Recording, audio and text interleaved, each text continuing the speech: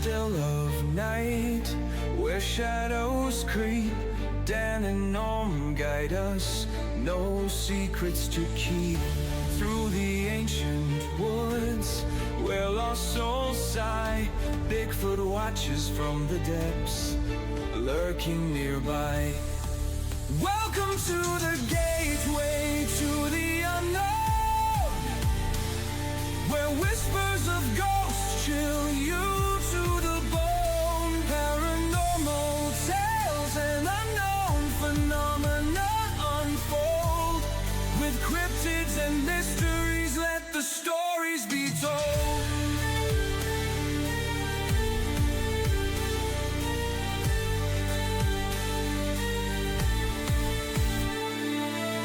Echoes of laughter from realms out of sight. Ghostly apparitions dance in the pale moonlight.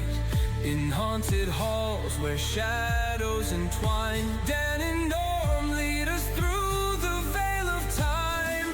Welcome to the gateway to the unknown, where whispers of ghosts chill you to the bone. Paranormal tales and unknown phenomena unfold.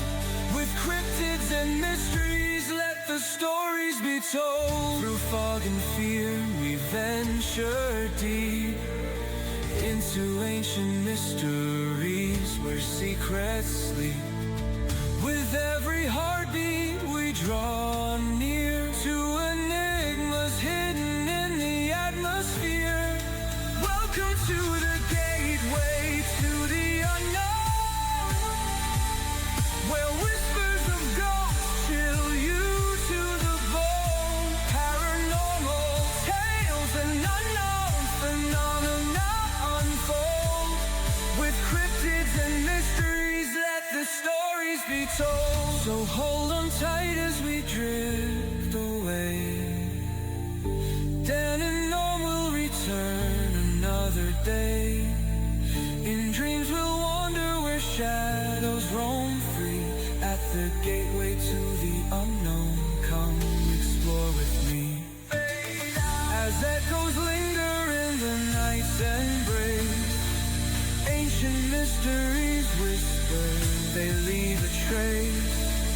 With every thought that fades into dark, the gateway awaits, it ignites a spark.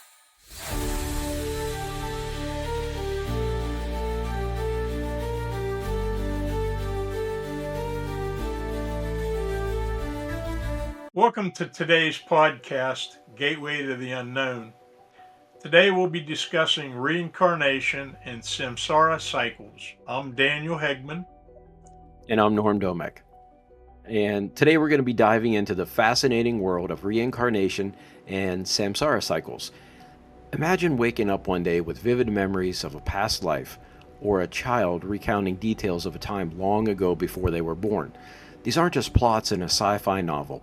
They're real experiences reported by people around the globe. From ancient Eastern philosophies to modern-day accounts, the concept of souls being reborn into new bodies has captivated human imagination for millennia. So buckle up as we journey through time and consciousness, exploring the mysterious realm of reincarnation and the endless cycle of samsara. Yeah, Norm, some examples of samsara. The case of Shanti Devi. There's also James Ligonier's World War II memories. The Pollock Twins in 1957. Ryan Hammond's Hollywood Past. The story of Gopal Gupta, Pei's connection to her mother. These are some interesting examples. The case of Shanti Devi, 1930s India, a young girl named Shanti Devi began claiming she was the reincarnation of a woman named Ligonier Devi, who had died 11 years earlier. Shanti provided inaccurate details about Lugdai's life, including her husband's name, the layout of their house, the family members' names. And when taken to Mothra, Lugda's hometown, Shanti correctly identified the former home and relatives despite never have been there before. That's interesting. Well, I'm familiar with that case, and it really is interesting because this young girl swore up and down that that was whatever that the name that she was given by her parents was not her name. And when she was old enough to explain what she was seeing and feeling and remembering, she said, "Look, this isn't my house. This isn't my family. I'm from the other town. Let's go. I'll show you. I'll prove it to you." And she kept telling her parents, kept telling all her friends, all her family. And finally, when she was a little bit older, they said, "Fine, let's go. Let's put this to rest." So they take her to the town, and she said, "That's my house. That's my husband." And now this is a young kid who's like 15. That's my dog. This is my house. This happened here. This is my son. All of these things. And so what one of the details that is not in this story, in this particular story here, is there was even the family dog ran up to her and knew who she was. Oh, wow. Even though it was a different body, it was the same soul. And the dog's like, "I know you." That is amazing. Yeah, it really is. But the case attracted such widespread attention, was even investigated by a Mahatma Gandhi, whoever that is. Mahatma Gandhi, that's he was a leader in India, yeah. The James Ligonier's World War II memories. In 2001, 2-year-old James Ligonier from Louisiana started having nightmares about a plane crash. He began sharing detailed information about World War II aircraft and claimed that he had been the pilot, named James Houston Jr., who died in Iwo Jima.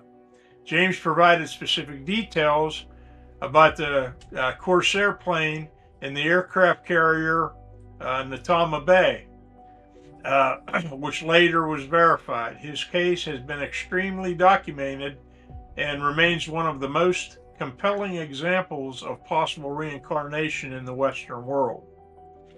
Man. Then you also have the Pollock Twins in 1957. John and Florence Pollock lost their daughters, Joanne and Jacqueline, in a tragic car accident. A year later, Florence gave birth to twin girls, Jillian and Jennifer. As the twins grew, they began exhibiting behaviors and knowledge that seemed to belong to the deceased sisters. Wow, that's unreal. They recognized toys and people they had never met before.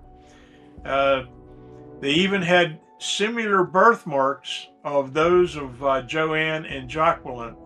The family's experience has been studied by researchers and remains a fascinating case of potential reincarnation. Sounds like it to me. Yeah, that's amazing. Ryan Hammond's Hollywood past. At the age of 4, Ryan Hammond from Oklahoma began telling his mother about his other life in Hollywood. He provided specific details about actors, film sets, and even a former address. After extensive research, his mother discovered that Ryan's memories matched those of a little-known actor named Marty Martin, who died in 1964. Ryan was able to identify Marty in old photographs and provide information that was later verified, including number of children. Marty had details about his career. Again, it's reincarnation if I ever heard of it. Yeah. The story of Gopal Gupta In the 1970s, a boy in India named Gopal Gupta claimed to remember the past life of a man called Kiran Singha. Gopal provided detailed information. Singha's life and family were found to be accurate, adding another intriguing case to the annals of reincarnation research. Another one, Tei's connection to her grandmother. In Japan, Professor Okada Misaka interviewed a girl named Tei who seemed to have memories of her grandmother's life. Tei was born in 1966, 3 years after her grandmother, Muriel, had passed away. At the age of 2, was shown a picture of Muriel and told it was her grandmother. Tei responded, "Me." She also exhibited behavior reminiscent to Muriel and made statements that seemed to come from an adult perspective, comforting her mother during periods of depression. Wow. All of those stories, there's got to be something to it. You can't just guess. I can see saying, oh, I lived over there, and looking around and, yeah, that's my house. Okay. But what about knowing everybody who lives there and all their history and the dog coming up to you? There's more to it. Well, there has to be. There has to be. Absolutely. Absolutely. One thing that, reincarnation. When we pass away, is that an option that we have? That we can go back, in another body, another being, or do we have the option to go ahead and, pass on up into heaven? I have read so many cases of reincarnation, and it's just so fascinating. Yet it just leaves you wondering, some of the stuff that these people, they recite as far as remembering a date, remembering a time, remembering a name, and it's all spot on. It's all detailed. So, how could it be anything else? Sure. In the case of the twins that you just read, there were this family had a pair of twins that died. And then the mother has another set of twins who remember the toys and the family members and all of that. So to your point, do we have the option to get a do-over?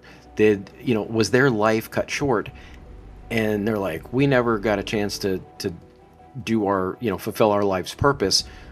Let's get another shot, and let's do it again together. The military has the buddy system, and that's kind of what that sounds like. Like, hey, let's go through this lifetime, and something happens, and it's ended before they got a chance to do what they needed to do, so they got another chance.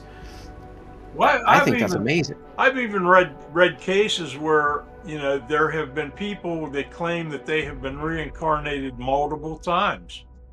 So if that's the case, do we have that option of coming back again and again and again and again?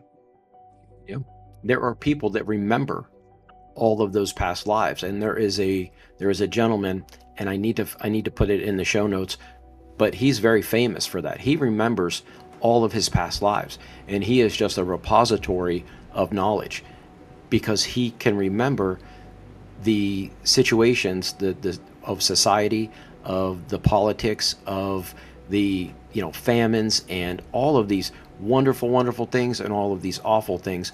And in some cases, when he talks about these situations, it totally contradicts what's in the history books as far as the history that we're told. But when they research it and they piece it together, he is telling the truth. He's not fabricating anything. He's remembering it as he remembers it. It's the history books that are wrong. Oh, absolutely. And I find that super. Absolutely. That's the interesting part. There's some interesting stories that people have. There is a story from the mailbag that I'd like to read, if that's okay. Sure. It is from Sarah, and it's from Sedona, Arizona. And it says, "Dear Gateway to the Unknown, my name is Sarah, and I've never believed in reincarnation until an extraordinary experience shook my world. It happened last summer in Sedona, Arizona, a place known for its stunning red rock formations and spiritual energy. I was hiking alone on the Bell Rock Trail early one morning, and the air was crisp and filled with the scent of juniper. As I reached a small plateau, I suddenly felt dizzy and disoriented. The landscape around me seemed to shimmer and change. In a blink, I found myself standing in the middle of an ancient Pueblo village, surrounded by adobe buildings and people dressed in traditional Native American attire. I could feel the rough texture of a clay pot in my hands and hear the chatter of a language I didn't understand but somehow knew. The sun was setting, casting a long shadow across the village, and I had an overwhelming sense of belonging. I knew this place. These people, they were my family. And just as quickly as it began, the vision faded. I was back on the trail, the modern world around me, but the memory of that other life lingered. Since that day, I've had flashes of that life, knowledge of pottery techniques I've never learned, and inexplicable affinity for Native American culture and dreams of a life I've lived centuries ago. I don't know how to explain what happened, but I can't shake the feeling that for a moment I glimpsed a past life. It changed how I view the world and myself. I'm writing to share my story and to ask, has anyone else ever experienced something similar in Sedona or anywhere else? Wow. So, Dan, have you heard of any stories or, that would kind of go along with the passage that I just read?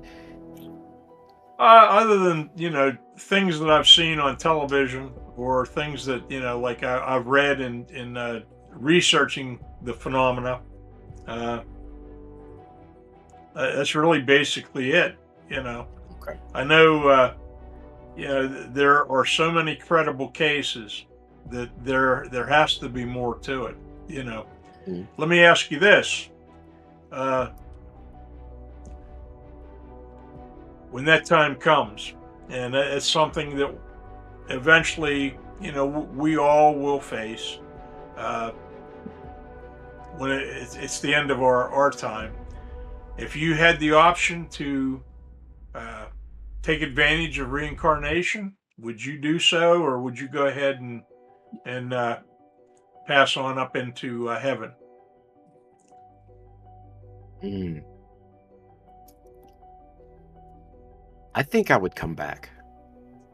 If I could come back with memories and knowledge, does that, I think I would do that just to give it another go. I mean, if I can come back smarter than I am now, which probably isn't going to be hard to do, if I could come back smarter, why not? Why not go through and, be better and faster and have the knowledge and buy shares of Apple, Yeah, more there you of go. things that are, but I wouldn't do it for the materialistic part of it. I would do it for more sunsets. I would do it for more sitting by the brook. That's what I would do. That's what I enjoy about here. And maybe that's better there, wherever there is, heaven, whatever we want to call it. But I know this and I enjoy this. So, yes, to answer your question, I'd come back, and do people, can we sense when people do that? We always talk about somebody being an old soul. What does that mean? Good question. Yeah. Is it that they're, a baby? Because we normally say that about children. Oh, that's an old soul. Is it because they're not crying? Is it because they sit back and they're looking and they're learning and they seem to be ahead of things? They don't, they're just, we normally say that about calm people. who seem to have their head screwed on straight, who are not all over the place. They're more leveled. I think we do that. Or when children ask really deep questions, that has to come from somewhere. And I think it would come from experience. And how does a 4-year-old have experience other than something that happened before? I agree. Before this life. I agree. I think honestly, if I had the option of coming back and, like you said, being able to remember, I think I would probably give it another go, primarily to correct some of the mistakes that I've made in life, but also to relive some of the experiences that I've experienced so far in life. And yeah, I would say, yeah, I'd come back. Yeah, I think that's an interesting concept, and I wonder how many people would. And I think that if you get to a point in your life where you enjoy this life, then you'd say, yeah, I'll come back. But if you're just bogged down and, with things, and you're working 3 jobs and, all of those things, and it's a struggle, why would you want more of that? You would want something different. So I think that asking that question would be it'd be a very good indicator on how well somebody enjoys this life. Well, honestly, how many people do you think have actually been asked that very question? My guess is probably not very many. Yeah. Living a life of working 3 jobs and scraping week to week to make ends meet and to pay your bills and keep your head above water. Maybe in this lifetime that's the way it is, but if you were able to come back, what's to say that you could not correct those and live a much better existence in that next chance of being here? Of course, on the other note, you come back and it'd be worse than what it is for you presently. And I think that that's the case. I have meditated, and have heard other people have similar kind of perspectives on that. And it's kind of like life is about balance. Everything is about balance. The wind is balancing out temperatures. Everything's about balance. And if we have, for instance, if we are struggling in this particular life, and particularly with money, if somebody is dirt poor in this life, the balance to that would be the opposite of that, which would be riches, right? So I think if you're struggling in one life, you get the equal and opposite in the next. That's very good. Very good point. And the more you push that boundary, the more extreme that is in one life, the more extreme it's going to be in the other. Now, what that means is everybody says, well, God, I want to be a millionaire, and if I'm not a millionaire in this life, I'm going to be a millionaire in the next life. And I think that may very well be the case. Yeah. But what about the one after that? You've been poor, now you're a millionaire or multimillionaire or billionaire. And so next time you have to push that boundary, but on the opposite side, right? So now not only are you broke, but now you may be broke in a place that you can't earn money, and it's even a bigger struggle. That's and so very true. But on the other side of that coin is the next time you might be a king that never, you're born into a family and you will never ever have to work a day in your life, and people just bring you food and wait on you hand and foot and all of those things. Now, what's the equal and opposite to that? How far away from one to the other? And at what point is it going to be too much riches or too much struggle where you say, I'm done reincarnating. I don't want any of that. You know, do we have that choice at that point? Good point. Do we have a choice Good point. at every death? To, you know, when you ask the question, would you come back if you had the choice? What if we always have the choice? I don't know. It'd be interesting to know, and we won't know until we cross over. I think that's very true. That's very true. So let's, if it's okay with you, let's talk about some theories about reincarnation. Would you like to do that? Conspiracy theories. You know, just everything. You've got the conspiracists out there. Here we go again. Government cover-ups. Boy, I'll tell you, the government story is taking a rap. Government cover-ups. Some believe that the government worldwide is suppressing evidence of reincarnation to maintain control over religion, narratives, and prevent societal upheaval. That's a good thought. This one blows my mind. I mean, this really... Yeah, I looked at that and I thought, did I read that right? The next conspiracy theory is alien intervention. That just surprised me, but alien intervention. The fringe theory suggests that reincarnation is actually a form of alien experimentation, with extraterrestrials manipulating human consciousness across multiple lifetimes. I've never heard that. No, I never have either, and you know, like I said, that blew my mind. I thought, you know, that's very interesting. It is.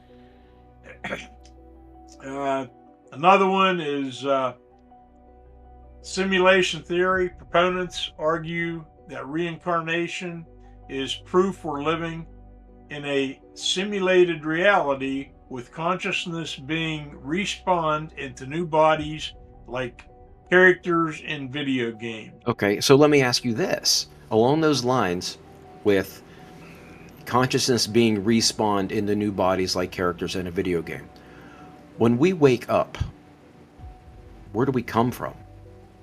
When we go to sleep, where do we go? So is that the end of the game for the day? And we're just hitting a new level when we wake up? That's a good thought. That's a good thought.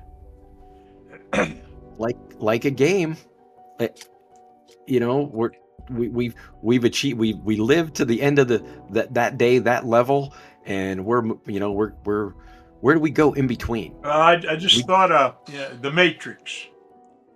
Okay. You know, are we living in a Matrix? Computer simulation.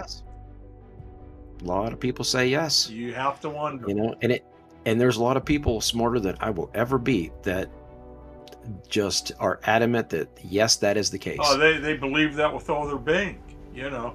And they can prove that's it because of computer code, and not just computer code, but a very specific type of computer code. Absolutely. So you have to wonder. You have to wonder. And not just wonder about that, but how is that connected to angels? How is that connected to ghosts? How is that connected to deja vu? How is that connected to all these episodes that we have, that we've already done, that we're going to do? What are the tangents to all of these? And that's the cool part about this podcast, is we can put anything on the table and toss it around and just talk about the ideas. Yeah. I think that's cool. So absolutely. Thanks for having the idea about doing a podcast. Another conspiracy theory is time travel confusion. This theory persists that we perceive as past life memories are actually glimpses into a parallel timeline or future lives. Future lives that's misinterpreted due to the linear perception of time. I don't know about that one. Well, that would kind of lend a little credence to the story that we read earlier about the woman in Sedona who was walking along the trail and drifted to what she believed was back in time. Yeah. But could it be the future? Could it be after tech goes away and we revert to more what we would consider primitive, but it's really not primitive, it's just lesser technology. So maybe she was living a different, same body, same soul, different body, different time. She was saying that she thought she went back in time, but it could be the future. It could be after the, screens and all the digital age go away, and maybe it's 3,000 years in the future and not 3,000 years in the past. Because everything is a cycle, right? Everything old is new again, and nothing new under the sun. All of those cliches, they have some basis in fact, right? Well, that's true. I mean, they claim that every being on Earth is evolving into a higher form of consciousness. I think the possibilities are endless. I really do. Mm-hmm. You have, I'll give you one more, for instance, as far as a conspiracy theory. Collective consciousness bleed. Some theorize that reincarnation experiences are actually individuals trapped into a collective human consciousness, accessing memories that don't belong to them personally. Ooh. That's kind of makes you think, Yeah. So that's like consciousness seepage. Yeah, there you go.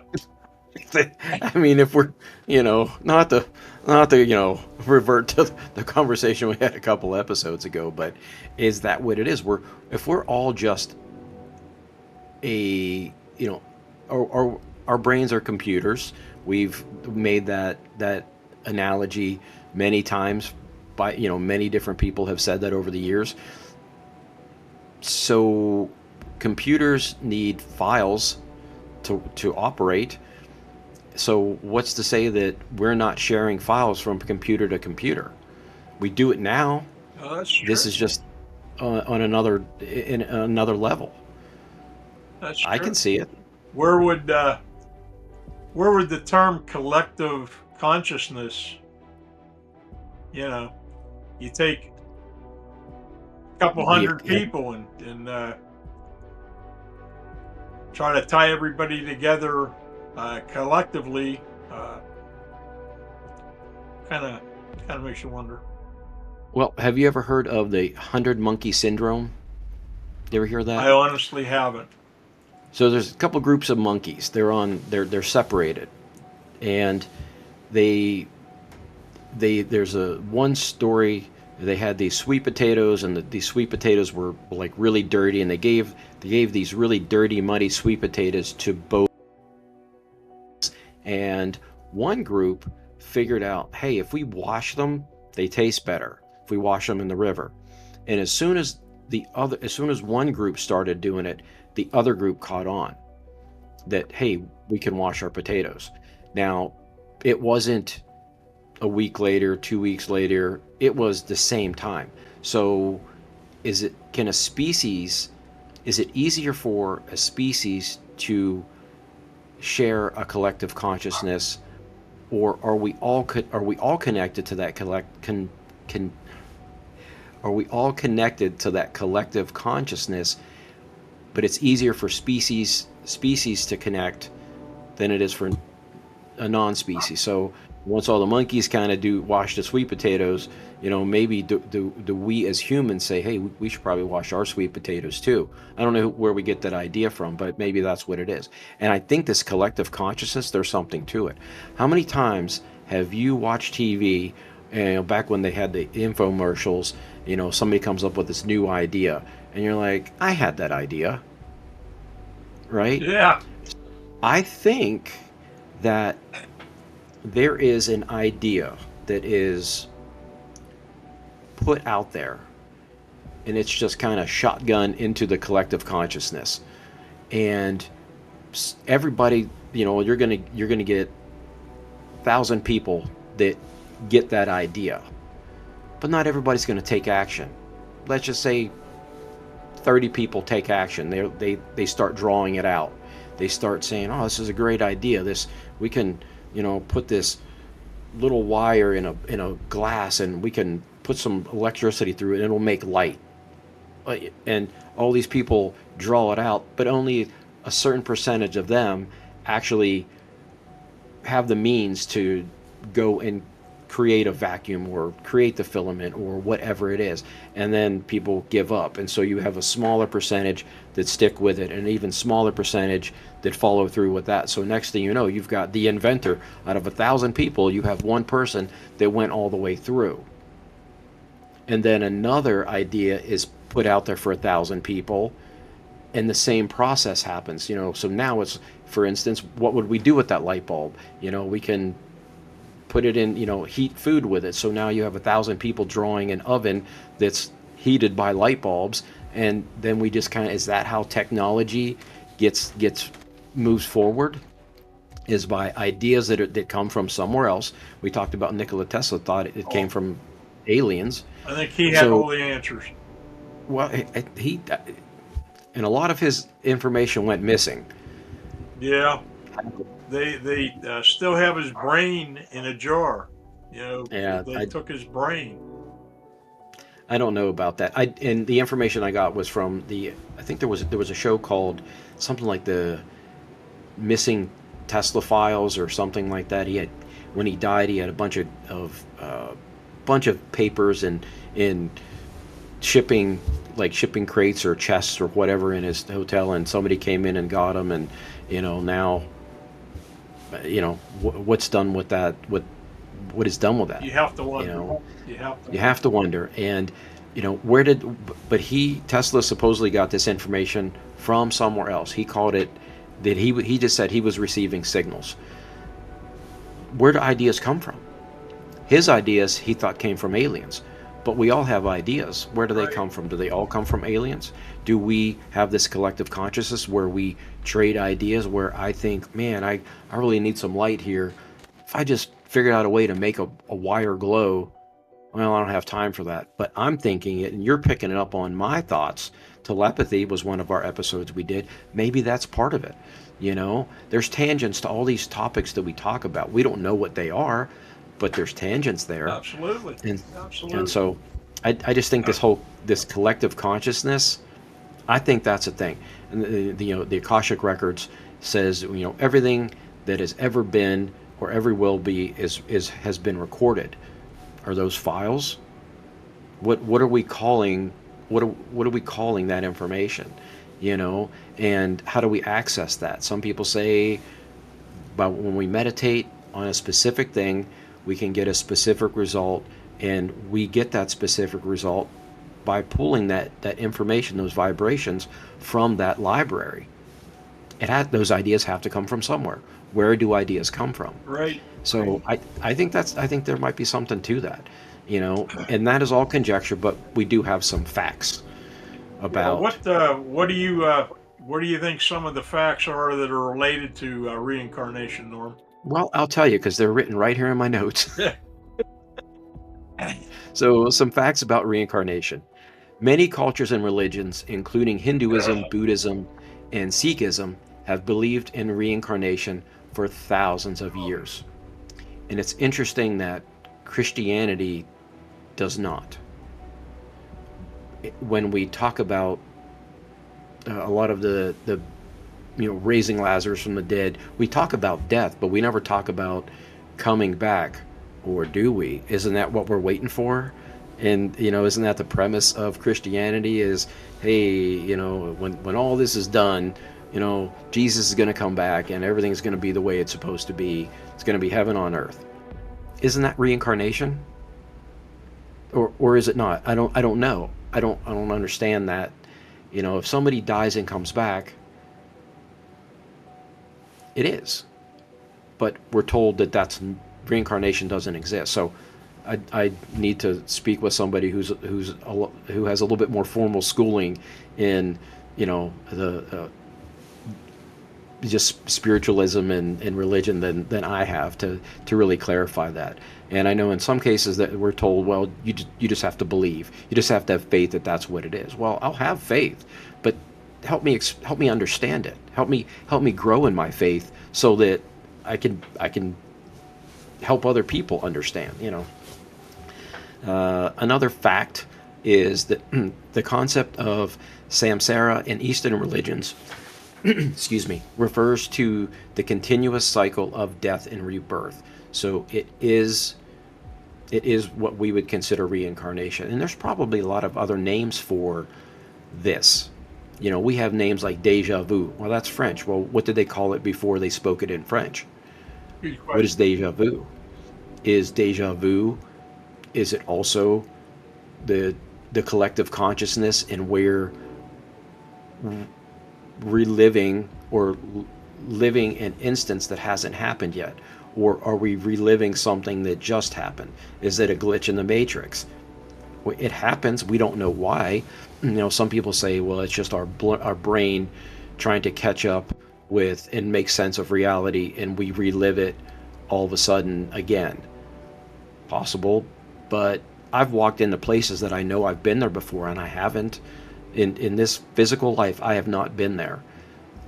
But I've experienced that, and I think everybody has to some extent, whether they want to, whether they understand it or not, or whether they convey that or not. I think everybody has experienced it at some point. So yeah, good point. I know, like you said, deja vu. Gee, that seems like that happened before, or so I've experienced it, and I'm sure thousands of others have experienced it also. And of course, there are probably people out there that have experienced it that just never picked up on it, And sometimes it's very profound. Yes. And people will be walking, and it's like, oh, I just had deja vu, and they're really, I don't want to say freaked out or startled, but it's surprised by it. That's a great way to put that. They're surprised by it. It's just kind of everything's fine, and then I've done this before, and it's really interesting when the people say, there's a woman with a red dress up there around the corner, and you walk forward, and there's a woman with a red dress around the corner. Now, is that deja vu? Did that person relive that? And this is did the person already walk forward and see that and have that experience, and this is a memory, or is that a premonition? That would be an interesting. What's the correlation between deja vu and premonitions? Is one we think of it as the past, and one we think of it being the future. But if it's a linear timeline, what we consider a linear timeline, then it's past and future. But time, we give explanations and definitions to things. What we call time and what it isn't, maybe that's not what it is. We can flip a calendar to look at time, forward and past and whatever, but what is it? It goes fast. We can all agree on that. Oh, it goes fast for sure. Yeah. Let's talk a little bit more about some of these facts about reincarnation. Birthmarks and birth effects are sometimes attributed to wounds or injuries from a past life. That's something that I really find interesting, where somebody says, I lived in a past, I was a soldier in a war, and I got shot in my arm, and it got infected, and I died. And then you look on their arm, and they've got this weird splotch. I think that's interesting. Yes. Is it a coincidence? How many things have to happen before it's a coincidence? It's how many cases of a splotch on an arm or a birthmark on a head or something like that have to happen before that coincidence is not a coincidence anymore. Absolutely. The Dalai Lama is believed to be a reincarnation of his past predecessors, with each new Dalai Lama being identified through a specific process. Some people claim to experience spontaneous past life recall, while others seek out past life regression therapy. So that spontaneous past life recall would be that Sarah from Sedona. That just happened. She was walking down the trail and it just happened. And other people will sit down with a hypnotherapist and say, I really want to know what happened. I'm having nightmares about drowning, or I'm having nightmares about falling, or I'm having these awful experiences. I don't want to get on an elevator. Where do phobias come from? Is it us trying to protect the body that we're in now based off of an experience we had in the past? That's a good question. Possibly, So with all of that said, there is no specific consensus on the existence of reincarnation, and it remains a topic of debate and research. That is a fact. We're talking about it. We're curious about it. Is it something that we can control? Do we have the option once we die? Is it something that happens because we didn't fulfill our life purpose? What is it? Why does it happen? Can we control it? I think those are all very, very interesting they are. things to explore. They are, absolutely. Yeah. So what would you say, if from a psychological point of view, what we have here in the notes, what would you say, why people think the way they do about reincarnation? Well, psychological aspects, the belief in reincarnation often stems from complex interplay of psychological factors. For many people, it provides a comforting explanation for the mysteries of life and death, offering hope for continuation beyond our current existence. The idea of multiple lives can also alleviate essential anxiety, giving people the sense of perfect purpose and infinite possibilities for growth and redemption. Additionally, past life memories and sensations might be explained by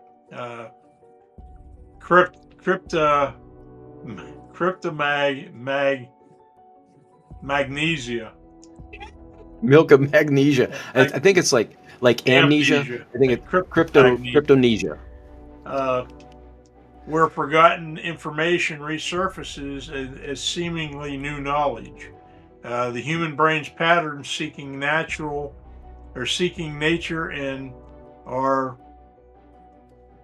initiated desire to create meaningful narratives about the experiences can also contribute beliefs in past lives. Excuse me.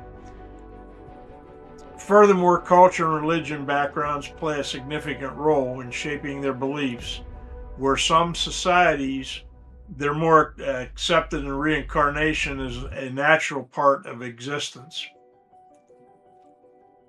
Okay, so to sum that up, we do it because it's comforting. We think about reincarnation in a way that it's okay to not be perfect because we're going to get another shot in some cases. From what you just read, it's okay to think about reincarnation because there's more. This isn't all there is, because if we thought like, hey, we're born, we die, and that's it, it's total darkness before we're born and it's total darkness after we die, and this is all there is. On a gravestone there's two dates, and that dash in the middle, this is it. So people want to believe that there's more to it, that after we die, there's, we can keep coming back. Well, those dates with the dash in the middle, that is for this existence. Right. Like we had briefly talked about in a previous episode, there is no such thing as death. Every living being possesses an energy field. You can't destroy energy. It's impossible. When this vessel, the body and the bone, this body ceases to exist, that energy, it passes on into a higher state of being. What is that higher state of being? And of course, none of us will know until that day comes when this particular existence ends. And is it then we have that option? Do you want to go back, or do you want to go ahead and go up into heaven?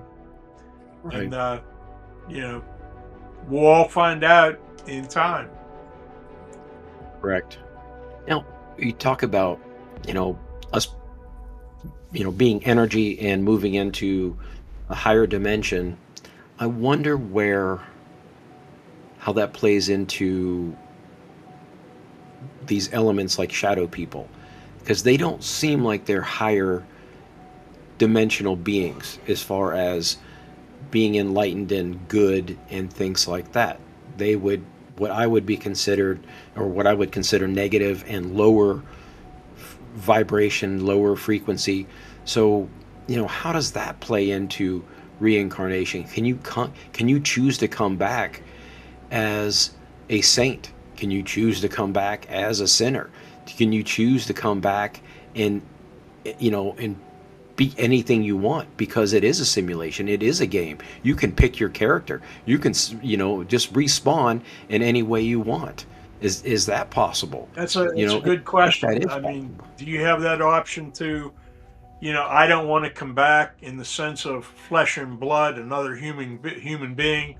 I'd like to come back as a lion, or I'd like to come back as a deer or a bird. Do you have that option? If I had the choice, I would come back not just as my chicken. Chickens, they get treated well. They eat fruit and nuts all day, lay out in the sun, listen to podcasts. I'll play podcasts for them. I'll play this podcast for them. I will. I think they might like it. And what if they're like, yeah, I came back as a chicken? Yeah. Oh, that might happen. Who knows? You'll be laying eggs. Yeah. Oh, God. Well, I don't know. I don't know if I want to do that now. I'll come back as a rooster. Yeah. There you go. Yeah. Yeah, that's it, baby. Stomping boss of the barnyard. My luck, I'll be like, some farmer just like, yeah, I got one rooster. That's all I got. They're like, oh, man. I'll be looking at the cattle over there. Hey. Yeah. Anyway, let's get back on track. Why does we always take a left and keep going, man? Let's talk about the psychological impact. We talked a little bit about how it's widely accepted in some cultures and not in others. Why is that? If it is part of a human condition, if we all have access to this consciousness, we're humans, we speak different languages on different continents. So what is it? What's the common denominator for all of this, for our human condition when it comes to reincarnation? And I think that if we focus on reincarnation, we can focus on the interconnectedness, and I love that word, interconnectedness among all living beings, potentially promoting compassion and environmental stewardship. So if we collectively say reincarnation's real, let's be kind to each other, because it's going to help us in this life, and when we come back, it will foster those relationships and help us be good to each other then. And talking about the timeline, is it when we reincarnate, do we reincarnate just going forward? Can we die in the year 3000 and reincarnate, respawn, depending on how you look at that, in the year 1000, 2000 years earlier? Is that why some people are, quote, ahead of their time? Because they've already experienced time as we humans put a label on it. It's a good thought. But they're 2000 years in the future. They dream of flying cars because they've seen it. It's possible, right? Speaking of flying cars, there's some flying cars in some movies and such in pop culture. Would you like to read some pop culture experiences? Sure. As far as pop pop cultures, you have Cloud Atlas. That was a film back in 2012 that explores the interconnected lives across different timeline periods. You have the reincarnation of Peter Proud. That was a film in 1975. A man experiences memories of a past life. Another one is Only Yesterday. That was a film in 1991. Subtle exploration of past life themes. Another one, which is a good series, I've watched it multiple times, is Outlander. Features time travel and reincarnation elements. Many Lives, Many Masters by Brian Wise. And that's a popular book on past life regression and therapy. You have the alternative life, or the afterlife of Billy Fingers and Annie Kagan. And I'm not familiar with that one, but memoir exploring life after death and reincarnation. Then you have Reincarnation Blues by Michael Poore, a novel about souls, multiple incarnations. And then Surviving Death, that's a Netflix series, and I've seen one or two of those. But Surviving Death investigates various afterlife concepts, including reincarnation. So do you have a favorite out of any of those? Outlander. I really, like I said, I've watched it multiple times. Some of them over and over and over again. That's a good program.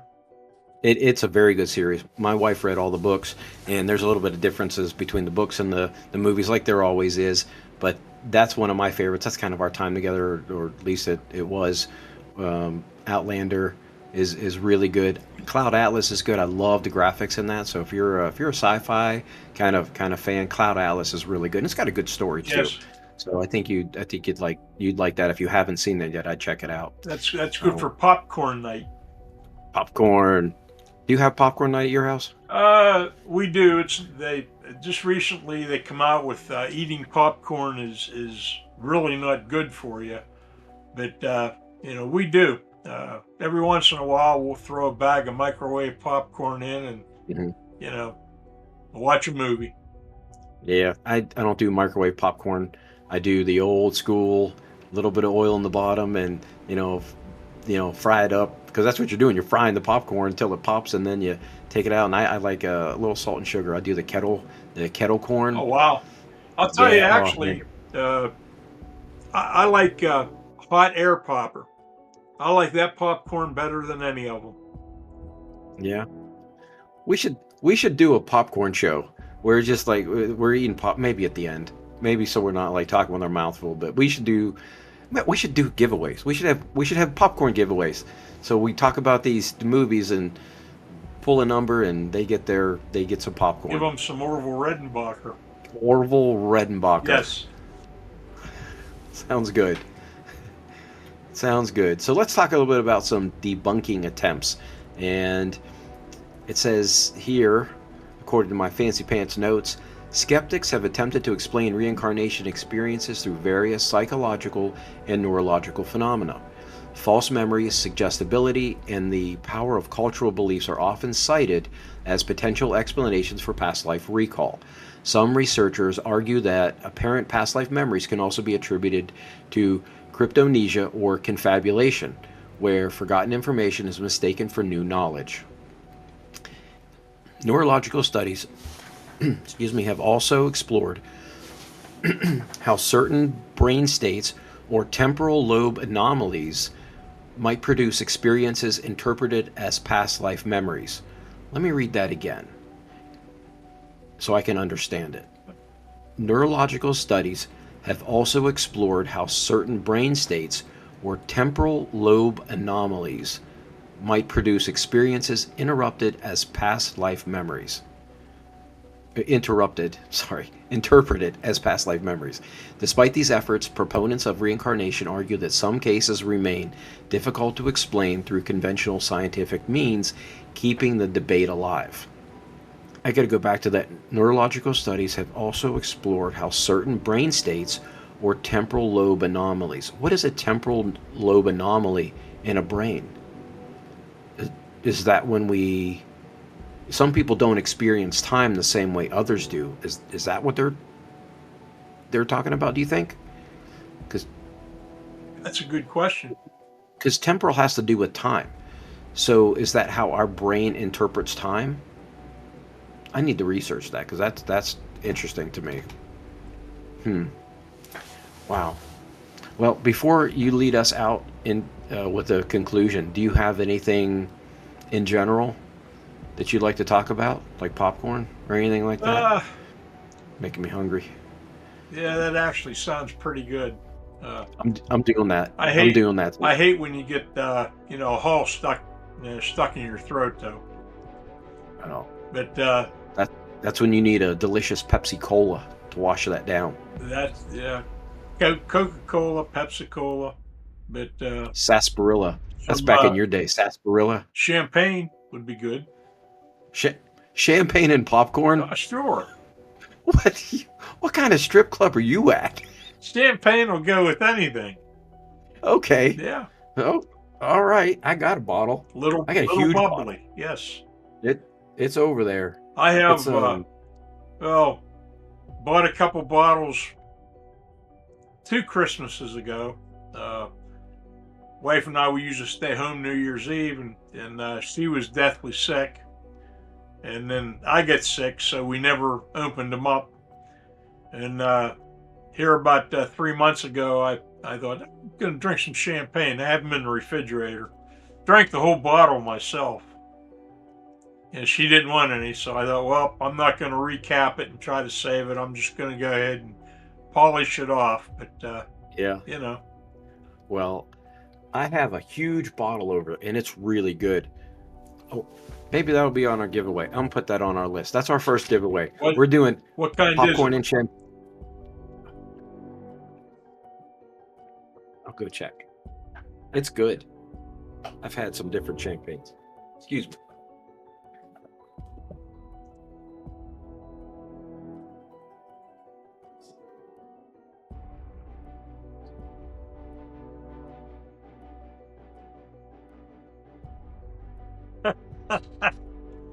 Look at this. Oh, wow. It is a big bottle. Huge. Yeah. Cooks. California Champagne. I like this one. Yeah, ours is Martini and Rossi. Oh. What's the name? There was one I'm thinking of something that's not champagne. Bartles and James. Oh, there you go. They used to have their commercial, like, thank you for your support. They used to say that, the old guy at the end, thank you for your support. And man, that was a good old days. By no way are we promoting alcohol, folks. We're just talking about some liquid we have partaken. Yeah. But something to wash down the popcorn. Yes. That's what we're talking Especially about. when it gets stuck in your throat. So popcorn. First giveaway is popcorn. Let's do a combo. Popcorn and champagne. That's the first bundle. Well, we'll just have to make sure that whoever wins it is of age. I don't think anybody is going to listen to this if they're under 60. You never know. Right. You never know. You never know. Yes. Okay. So in conclusion, we'll say they can get their choice, because they may not want alcohol. They can have, of the bundle, popcorn and champagne / sparkling apple cider. Oh, there you go. There you go. I can't get the answer to that on Apple Watch.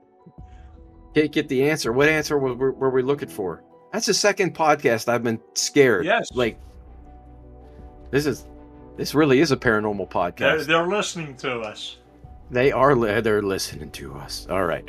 So, would you like to talk about a conclusion so that these other people can stop listening to us? Reincarnation, the whole phenomena, it's just a very provocative and very interesting subject.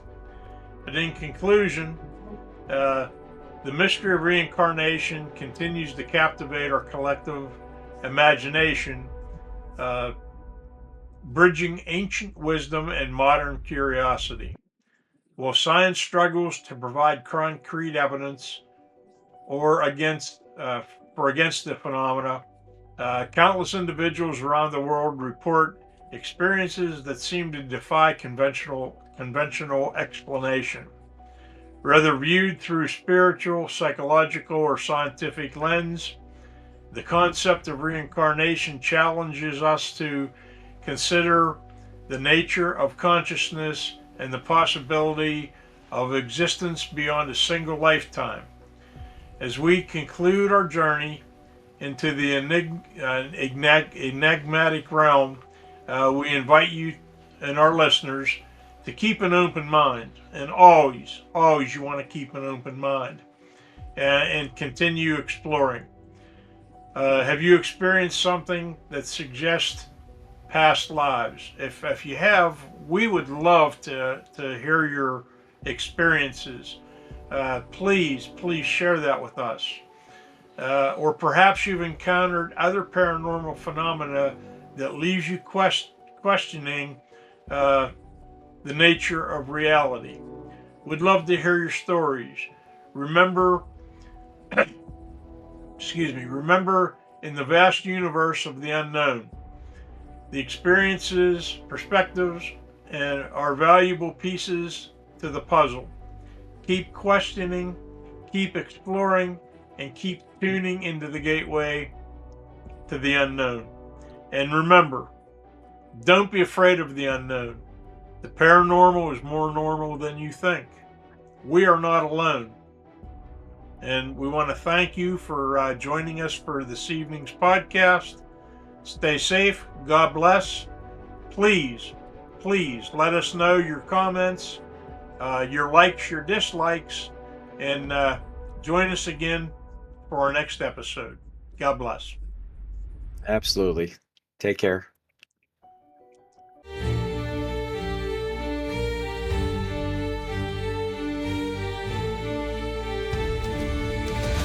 In the still of night, where shadows creep.